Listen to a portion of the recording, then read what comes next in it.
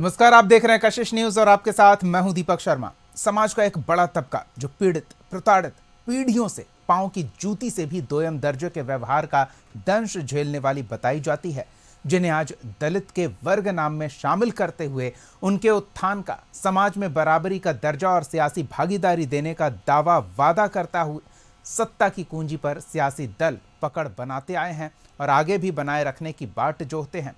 भले दलित के दामन में मौजूद कांटे फूल नहीं बने, पर ऐसा होने का भरोसा दिलाया जाता रहा। अब एक बार फिर चुनाव ने दस्तक दी है तो दलित के दरवाजे पर सत्ता की कुंजी तलाशने पक्ष और विपक्ष पहुंचने लगा है। कौन दलित तक पहुंचने, उनका दिल जीतने में कामयाब होता है, इसकी होड़ लग गई है। सभी दौड़ में शामिल नजर आ रहे हैं। जो बता रहा कि कभी जो वर्ग दमन का दंश झेलता था और अब अपनी संख्या बल की बदौलत दम रखता है सत्ता के समीकरण को बनाने और बिगाड़ने का। जेडीयू अंबेडकर जयंती मनाने की तैयारी में जुटी है तो कांग्रेस ने पार्टी की कमान ही दलित समाज से आने वाले नेता को पकड़ा दी है। बीजेपी अंत्योदय की बात करती है तो राजद दलितों को मुखर आवाज देने, उनके हक हुकूक के लिए लड़ने की बात पर ही अपनी राजनीति करती आई है। ऐसे में सवाल तो पूछेंगे कि क्या दलित के लिए प्यार दर्शा रहा पावर दोनों तरफ से, दलितों का पावर या पावर वाले लोगों का दलित के प्रति प्यार?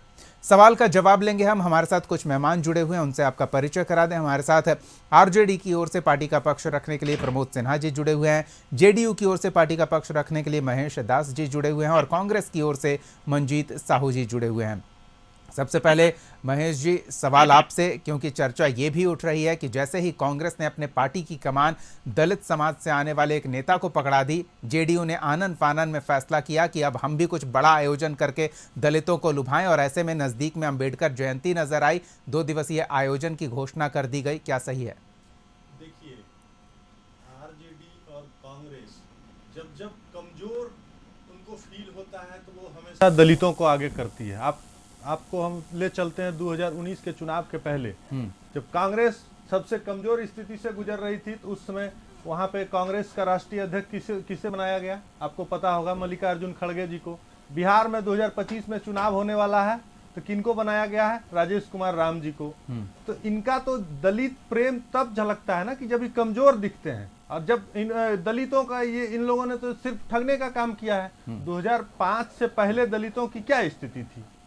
आप उठा के देख लीजिए आंकड़ा, आपको पता चल जाएगा कि इन लोगों का दलित प्रेम क्या है। और 2005 के बाद माननीय नेता नीतीश कुमार ने जब सत्ता संभाली है, तब आप देखिए कि दलितों के प्रति कितना काम हुआ है। सबसे पहला काम, जैसे ही 2005 में सत्ता में आए नीतीश कुमार जी, तो पंचायती राज व्यवस्था में आरक्षण का व्यवस्था किया। नीचे से, ग्रास रूट से दलित की राजनीति निकाल करके आज के समय में हर जगह दलित, जेडीयू में देखिए अच्छे पदों पे बने हुए हैं। क्या, कैसे? पूछिए सवाल इनसे, कहां थे ये? बिल्कुल पूछ लेंगे। मंजीत जी, आपकी पार्टी पर जो आरोप लगा है वो आप याद रखिए, आपके पास हम आएंगे तो उस पर जवाब लेंगे। फिलहाल प्रमोद जी से जवाब ले लेते हैं। प्रमोद जी, कहा जाता है कि आरजेडी तो माई समीकरण की राजनीति करती है, लेकिन बीते लोकसभा चुनाव में A to Z की राजनीति शुरू हुई, लेकिन पार्टी के नेता ये कहते रहे हैं कि पार्टी दलितों को आवाज देने में सक्षम रही है, इसलिए इतने समय तक सत्ता में रही है और अभी भी बिहार में सत्ता की प्रबल दावेदार है। लेकिन विपक्ष ऐसा नहीं मानता, वो कमजोरी मानता है पार्टी को। क्या कहेंगे? देखिए दीपक जी, सबसे पहले तो ये समझने वाली बात है कि 1990 से 2005 का जो हमारे राष्ट्रीय अध्यक्ष आदरणीय श्री लालू प्रसाद यादव जी जब 1990 में बिहार के मुख्यमंत्री बने और बाद में श्रीमती राबड़ी देवी जी बिहार की पहली महिला मुख्यमंत्री बनी, ये समझने वाली बात है कि उसके पहले दलितों के साथ किस प्रकार का व्यवहार, किस प्रकार का जो है दबंग और सामंती लोग किस प्रकार का जो है आचरण करने का काम करते थे। न उनको ठीक ढंग से जो है अपने समानांतर बैठने की उनको आज़ादी थी, न उनको चप्पल पहन करके चलने की आज़ादी थी। इस प्रकार का तो व्यवहार जो है मनुवादी और सामंती लोग करते थे। हमारे नेता आदरणीय लालू प्रसाद यादव जी जब बिहार की सत्ता संभाले, बिहार के मुख्यमंत्री बने, तो उन्होंने सबसे पहला जो काम किया सामाजिक न्याय करने का काम किया। और सामाजिक न्याय में जो है जो पिछड़े वर्ग थे, जो दलित वर्ग थे, जो आदिवासी वर्ग थे, उन लोगों को उन्होंने स्वर देने का काम किया। उन लोगों को आवाज देने का काम किया, उन लोगों को अपने हक के लिए लड़ने के लिए ताकत देने का काम किया, उनका नाम था लालू प्रसाद यादव जी है। आप ये समझने की बात है, ये आप अभी जनता दल यूनाइटेड के साथी बोल रहे हैं, बिहार में 2005 से 2025 तक बिहार के माननीय मुख्यमंत्री नीतीश कुमार जी हैं। आज आप डाटा उठा करके देख लीजिए कि बिहार में दलित उत्पीड़न की घटना जो है कितना है। देश का जो औसत है उससे दुगना ज्यादा जो है दलित उत्पीड़न की घटनाएं बिहार में। आप बिहार का उदाहरण आप देखिएगा, बिहार में तो सांसद को भी मारा पीटा जाता है। ये बतलाने के लिए पर्याप्त है। कुछ दिन पहले आपने देखा कि नवादा में कैसे 80-80 घरों को, जो झोपड़ियां थी दलित परिवार की, उनको जो है से आग के लपेटे में झोंक दिया जाता है। आप अभी कल परसों का ही जो 2-3 दिन पहले की औरंगाबाद में आप देखिए कि किस प्रकार से एक दलित बच्ची को गाड़ी से कुचल दिया जाता है। तो दलित उत्पीड़न की जो घटनाएं हैं, जो 20 वर्षों का इनका शासनकाल है, उसमें जो है चरम सीमा पर है। और उसके बाद भी दलित प्रेम की बात ये लोग करते हैं। इन्होंने दलितों के लिए क्या करने का काम किया है ये बतलाने की जरूरत है ना। चलिए वो बताएंगे हम अभी पूरे देश में एक लाइन, अभी पूरे देश में जो है भाजपा शासित जो राज्य हैं वहां दलित उत्पीड़न की घटनाएं सबसे ज्यादा हो रही हैं। ये समझने वाली बात है। और आप देखिए सबसे महत्वपूर्ण बात है दीपक जी, अभी जो है हम लोगों का जो 17 माह का जो कार्यकाल था उसमें एक महत्वपूर्ण परिवर्तन हुआ था, जो है जातीय गणना कराया गया था। और जातीय गणना के बाद आरक्षण के दायरे को बढ़ाया गया था, 65% किया गया था। आप देखिए अगर उसमें आप एससी को आप देखिए तो पहले से 16% जो है आरक्षण मिल रहा था, उसको बढ़ा करके 20% किया गया। और एसटी को 1% से 2% किया गया।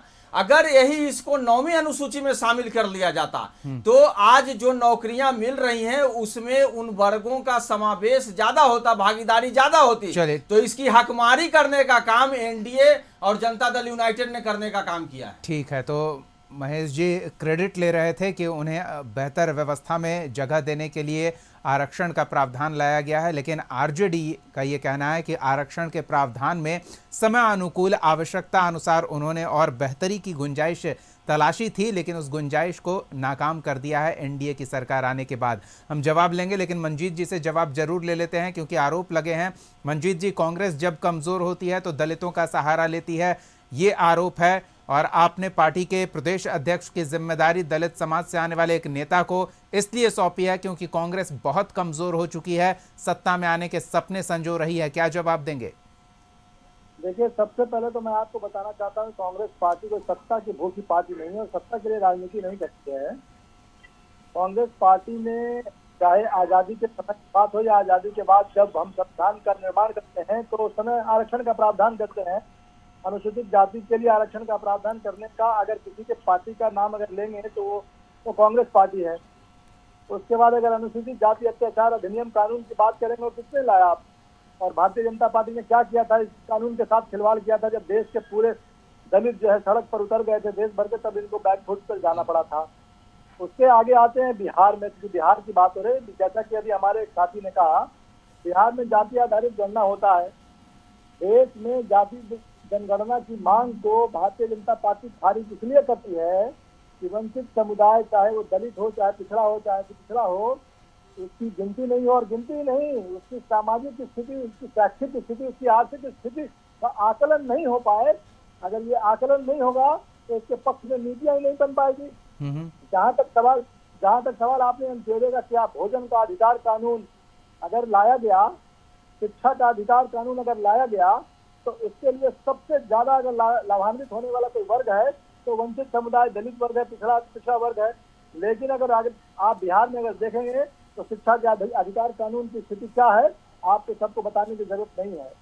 मैं ये कहना चाहता हूँ कि भारतीय जनता पार्टी जुमलों की राजनीति करने वाली पार्टी है। जनता दल यू भारतीय जनता पार्टी के साथ मिल करके नीतीश कुमार जी हमेशा अपने आप को सामाजिक न्याय के, कर्पूरीवाद और समाजवाद के झंडा बरदार करते हैं। लेकिन कर्पूरी की आत्मा उस समय कचोटती होगी जब यहाँ पर जाति आधारित गणना, जिसको सुप्रीम कोर्ट में ले जाकर के इन्होंने फंसाया है। आप मंजीत जी, जाति आधारित जनगणना को आप सुप्रीम कोर्ट में फंसाने की बात करेंगे तो हमें वो बात याद आ रही है जब राहुल गांधी हाल ही में बिहार आए थे और कहा था कि बिहार की जातीय गणना तो कुछ है ही नहीं, ये तो रद्दी है, हम फिर से करवाएंगे। तो आप उसका क्रेडिट भी ले रहे हैं और उसे बुरा भी बता रहे हैं, ये कैसे चलेगा? आप उन्होंने क्या कहा था उसको समझिए। बिल्कुल कहा था। जब जाति आधारित गणना में आए हुए 94 लाख परिवारों को 2-2 लाख रुपए देने की बात होती है और उसको नहीं दिया जाता है तो ये फर्जी करार दिया जाएगा। जाति आधारित गणना को जब जिलों की और प्रखंडों की और पंचायतों के डेटा को अभी तक जारी नहीं किया गया है तो फर्जी ही कहलाएगा। जाति आधारित गणना आखिर किस लिए हुआ है? आप देखिए ना, तेलंगाना की कांग्रेस पार्टी की सरकार ने, राहुल गांधी जी ने ये वादा किया था तेलंगाना की जनता से, वहाँ ओबीसी के रिजर्वेशन को 23% से 42% किया गया। कहने का आशय ये है, रिजर्वेशन आरक्षण का मतलब क्या है? प्रतिनिधित्व, भागीदारी, हिस्सेदारी, समतावादी समाज अगर बनाना है, अगर बिहार और देश को अगर विकसित बनाना है तो जितने भी मुख्य धारा से पीछे हुए समाज है, वर्ग है, कास्ट है, कम्युनिटी है, उसको समाज के मुख्य धारा से जोड़ने के लिए उनको शिक्षा देना होगा, उनको स्वास्थ्य की सुविधाएं देनी होगी, उनको रोजगार देना होगा। क्या स्थिति है पलायन का बिहार में? देखिए हमारे, चलिए, बड़ी दिलचस्प स्थिति है मंजीत जी। राहुल गांधी सार्वजनिक मंच से क्या कह जाते हैं, जनता के बीच वो क्या संदेश देता है, हम उसे क्या समझ रहे हैं और आप उसे अलग ही अंदाज में समझा रहे हैं, ये दिलचस्प बात है। और भाषण सुनिए, चलिए, और भाषण मैं बताता हूँ ना। नहीं, हम आएंगे आपके पास। राहुल गांधी के भाषणों की पूरी फहरिस्त सोशल मीडिया पर ऐसे ही वायरल होती रहती है, लेकिन वो कांग्रेस के कार्यकर्ता क्या समझ लेते हैं और दूसरे लोग क्या समझकर किस तरह से वायरल करते हैं, हम आएंगे। मंजीत जी हम समय देंगे, फिलहाल वक्त की बात देता है। एक छोटे से ब्रेक के लिए रुकना पड़ेगा हमें, एक छोटे से ब्रेक के लिए रुकते हैं और इस चर्चा को जारी रखेंगे। दलित के पावर की बात कर रहे हैं और पावर के लिए दलित कितने जरूरी हैं ये समझने का प्रयास कर रहे हैं। बने रहिए हमारे साथ। ब्रेक के बाद स्वागत है आपका। बिहार की सियासत में दलितों के प्रति उमड़ता प्रेम ये सवाल खड़ा कर रहा है कि क्या चुनावी साल में ये सत्ता की कुंजी को हाथ में पकड़ने के लिए दलितों का सहारा लिया जा रहा है, ये उनके संख्या बल का पावर है और पावर के लिए क्या दलित जरूरी है, इसलिए ये प्यार उमड़ रहा है। सवाल का जवाब हम लेंगे, सीधे मेहमानों का रुख करते हैं। एक बार फिर प्रमोद जी आपके पास आना चाहेंगे। जो समीकरण है उस समीकरण में आरजेडी सत्ता तक पहुंचे, इसके लिए दलित कितने महत्वपूर्ण हैं और दलितों के लिए आरजेडी इस साल चुनाव में क्या लेकर आ रही है? देखिए दीपक जी, हमारे नेता आदरणीय तेजस्वी प्रसाद यादव जी जब भी इस समाज की बात करते हैं तो वो A to Z की बात करते हैं, समाज के सभी वर्गों का उचित प्रतिनिधित्व देने की बात कहते हैं। और शुरू से हमारे नेता लालू प्रसाद यादव जी भी शुरू से समाज के सभी वर्गों का प्रतिनिधित्व देने का काम किया है। और खास करके एक दृष्टिकोण जो शोषित है, जो वंचित है, जो समाज की मुख्य धारा से हटे हुए लोग हैं, तो उनको समाज की मुख्य धारा में हम कैसे लाएं, उनके लिए तो हम लोग विशेष प्रयास करते ही हैं। लेकिन हमारे नेता का साफ और स्पष्ट मानना है कि जो लोग जो अभी समाज के मुख्य धारा में नहीं आए हैं और उन्हीं के लिए यह प्रयास किया गया था। एक लंबा जो है संघर्ष हमारे नेता आदरणीय लालू प्रसाद यादव जी ने भी करने का काम किया था। मुझे संघर्ष की बात आप कह रहे हैं तो इसमें एक चीज और जोड़ना चाहेंगे कि कुछ राजनीतिक विश्लेषक और सामाजिक विचारक ये बात करते हैं कि लालू प्रसाद के ही समय में वर्ग संघर्ष इतना बढ़ा था कि हिंसक गतिविधियां और नरसंहार की वारदातें सामने आई थी, तो क्या उसके लिए भी जिम्मेदार होंगे?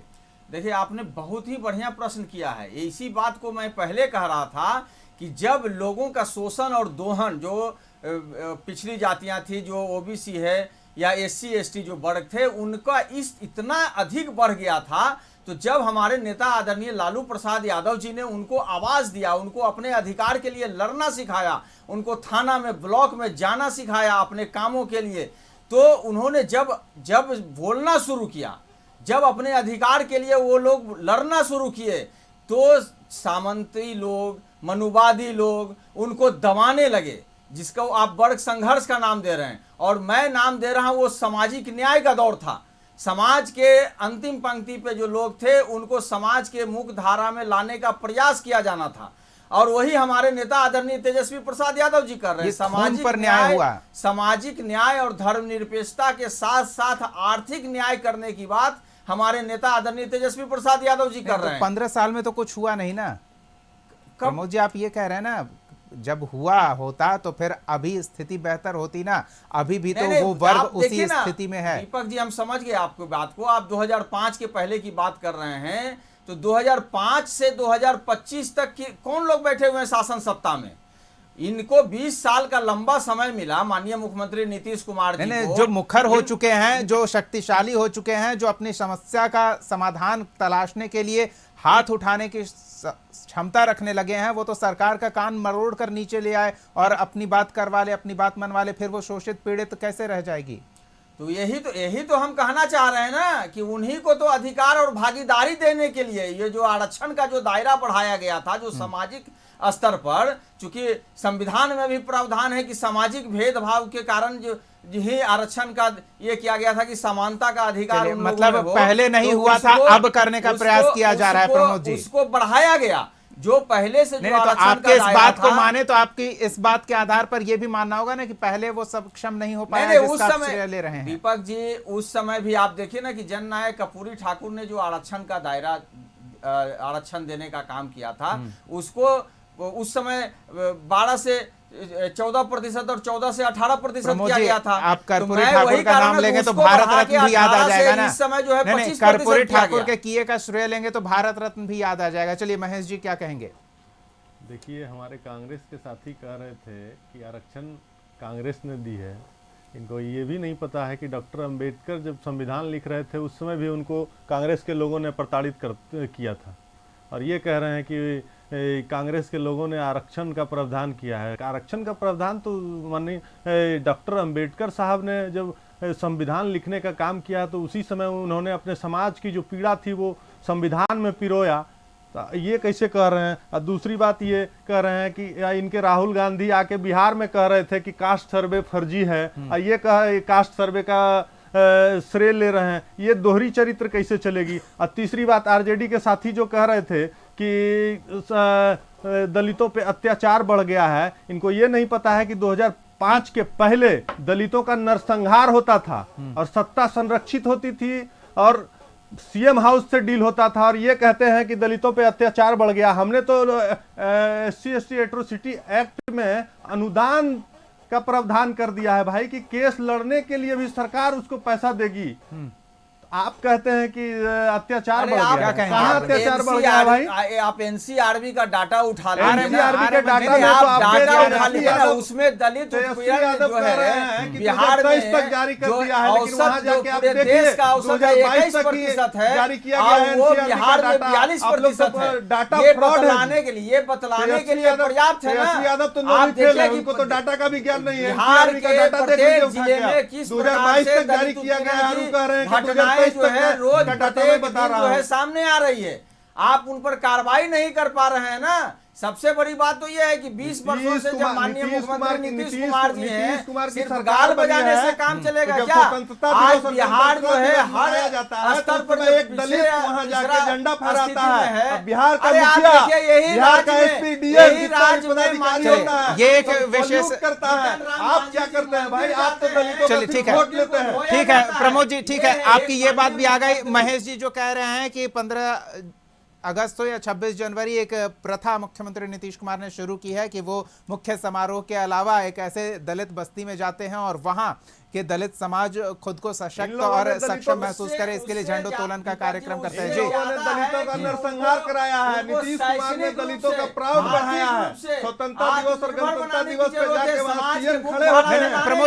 प्रमोद जी एक सेकंड, महेश जी झंडा फहराता है और पूरा ठीक है, सीएम सहित ठीक है, हम मरता है। प्रमोद जी के पास आएंगे, लेकिन मंजीत जी के पास एक बार चल लेते हैं के लिए स्वाभिमान का विषय है। ठीक है, महेश लोगों ने तो सिर्फ दलितों महेश जी ने जो आरोप लगाया है, ठीक है महेश, किया क्या महेश जी, ठीक है, अब मंजीत जी, हमारी सरकार जब आई तो आप नहीं, ठीक है, दलित समुदाय के लिए विकास महेश जी का प्रावधान आएंगे, फिर से आएंगे आपके पास। आपने जो आरोप लगाया उसका जवाब तो ले लेते हैं। नहीं नहीं प्रमोद जी, ठीक है, हो गया प्रमोद जी। महेश जी, मंजीत जी, जी बिल्कुल जवाब आपसे लेंगे। सवाल यह है कि अंबेडकर का जो नाम लेकर आप श्रेय बटोरते हैं, उन्हीं अंबेडकर को उनका उचित श्रेय, उनका उचित सम्मान नहीं दिया कांग्रेस ने, क्या कहेंगे? देखिए, बाबा साहब अम्बेडकर ने देश के और समाज के लिए जो किया है वो जग जाहिर है, पूरी दुनिया जानती है, पूरा देश जानता है। और भारतीय जनता पार्टी बाबा साहब अम्बेडकर और दलित राजनीति की बात करती है। कांग्रेस पार्टी ने और कांग्रेस पार्टी की जो वहाँ पे व्यवस्था, उस समय की जो व्यवस्था थी, महात्मा गांधी और नेहरू सब और पूरी कमेटी ने बाबा साहब अम्बेडकर को संविधान बनाने के लिए चुना।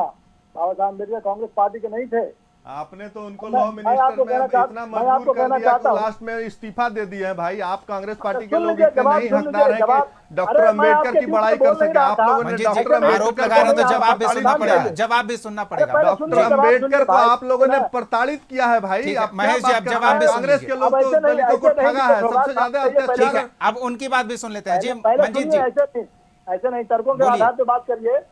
अभी जो है द्रौपदी मुर्मू जी जो राष्ट्रपति महोदया हैं, उनको संसद के अनुसूचित जाति जनजाति के कल्याण की बात करते हैं। संसद के उद्घाटन के मौके पे, राम मंदिर के उद्घाटन के मौके पे आमंत्रित नहीं किया जाता है। फिल्मी हस्तियों को आमंत्रित किया जाता है। आप अच्छा, तो आप भारतीय ही जनता बता दीजिए भाई कि आप तो कितने राष्ट्रपति ठीक है, दलित बनाए हैं और ठीक है। भारतीय राष्ट्रपति जनता कितने पार्टी दलित जो बनाए आरएसएस का हैं? पॉलिटिकल महेश जी, विंग एक है। सेकंड। हमारे मंजीत एनडीए जी, के सरकार मंजीत तो कम जी, से कम क्या बनाई आपको- है। बात सुन आपने लीजिए। कितना किया महेश है? जी, भारतीय महेश जनता जी, हम पार्टी हैं जो ना। राष्ट्रीय स्वयंसेवक हम संघ का हैं। पॉलिटिकल है, राष्ट्रीय स्वयंसेवक संघ ने कोई आपको तो सिर्फ दलितों बनाया का है वोट क्या? चाहिए भाई। भारतीय आपको तो जनता दलितों पार्टी का ने- वोट चाहिए। आपको भारतीय बिहार में सबसे आरएसएस का ज्यादा प्रमुख कमजोर दिख रहे हैं तो कोई दलित को दलित आगे नहीं कर बना, कोई दिए। महिला चलिए, ठीक विधानसभा है। चुनाव होने वाला है, महेश जी, लोकसभा चुनाव होने वाला था तो क्यों देश नहीं? का महेश जी, एक कांग्रेस बात के पार्टी दोहराने से राष्ट्रीय अध्यक्ष एक बदल बात दिए, दोहराने वहाँ से वो दलित को बात बैठा बदल दिए। नहीं आप जाएगी लोगों या को तो वोट बैंक ज्यादा की राजनीति प्रभावी नहीं करनी हो है। जाएगी। अब माननीय मंजीत जी नेता की बात जब हम भी सुन रहे हैं संभाले ना। हैं सत्ता बिहार में, तब से आप उठा के देखिए ना भाई। जनता दलियों की सरकार है। नीतीश कुमार इन कितनी दोनों ने नौकरी दी जेलों है? में- 40,000 सिर्फ दलित समुदाय के लोगों के लिए दिया है। विकास मित्र 10,000 की संख्या में है। तालीमी मरकज और टोला सेवक के लोग। आप चलिए, समझिए कि महेश जो जी, बच्चे दलित आप समुदाय के करीब बच्चे करीब 2 दशक स्कूल से से सत्ता बाहर में गए, इतना भी दूसरे गिनाने के लिए समुदाय नहीं होगा तो लिए क्या स्पेशल वजह है प्रावधान सत्ता किया में? टोला सेवक के रूप में कि स्कूल लाया जाए उस बच्चे को। बिहार सरकार की जितनी योजनाएं थी उस योजना अगर चलिए, नहीं पहुंच रहा ठीक था है। दलित महेश समुदाय जी, के अब बीच, आप कुछ तो नहीं विकास बोले। मित्र का महेश प्रावधान किया जी, नीतीश हो गया। कुमार ने। महेश जी, नीतीश महेश जी, अब कुमार ने। नहीं। महेश जी, अब समय नहीं है। 20 मंजीत साल जी से के आपकी साथ सरकार है, नाइंसाफी ना हो। आप उन्हें जवाब दीजिए। अंतिम में दलितों चलते की चलते स्थिति थोड़ा समय समाज- जरूर देंगे अपनी बात रखने का, जिससे ये पता चले कि जो आरोप कांग्रेस पर लग रहा है दलित के नाम पर वोट की राजनीति करने का और दलित को पीड़ित प्रताड़ित ही बनाए रखने का, उस पर जवाब मंजीत जी संक्षेप में। दलितों की स्थिति इन 20 सालों में नहीं सुधरी है। दलितों की स्थिति इन 20 सालों में और खराब हुई है। जो नहीं, सुधर हम तो रही- ये कह रहे हैं ना कि पूरे 75 सालों में नहीं सुधरी है, इन 20 सालों की नहीं, बात ही क्या करना। नहीं, आप कह रहे हैं तो आप आंकड़े देखिए ना। आंकड़े देखिए, जब आजादी के समय जो स्थिति थी समाज की, और जो लगातार उसके बाद जो विकास का क्रम जो जारी हुआ, चाहे पंडित जवाहरलाल नेहरू की सरकार हो, उसके बाद डॉक्टर मनमोहन सिंह जी की सरकार तक, वंचित समुदाय के लिए या सर्व समाज के लिए जो नीतियां कांग्रेस पार्टी ने बनाई है। भारतीय जनता पार्टी तो जुमलों की राजनीति करती है, तो बोलती है ना कि हम जो कहते हैं वो जुमला होता है, चुनाव जीतने के लिए करते हैं। और ये बात कर रहे हैं। चलिए, जिस जो- वर्ग की हम बात कर रहे हैं वो वर्ग बेहतर समझ रखता है उसके साथ क्या हो रहा है, उसके साथ क्या होने वाला है, और जो वादे किए जा रहे हैं उसके लिए उन वादों को कौन किस हद तक पूरा करेगा, ये वो अब तक के अपनी सियासी भागीदारी और अब तक के अपनी सामाजिक स्थिति में सुधार अगर कुछ हुआ है तो उससे समझ रहे होंगे, और इसका परिणाम चुनाव में देखने को मिलेगा। फिलहाल वक्त का अभाव है। बहुत बहुत धन्यवाद मंजीत साहू जी, महेश दास जी और प्रमोद सिन्हा जी इस चर्चा में शामिल होने के लिए, अपना समय देने के लिए। अगले एपिसोड में एक और सवाल के साथ हम फिर मिलेंगे। तब तक के लिए देखते रहिए कशिश न्यूज़।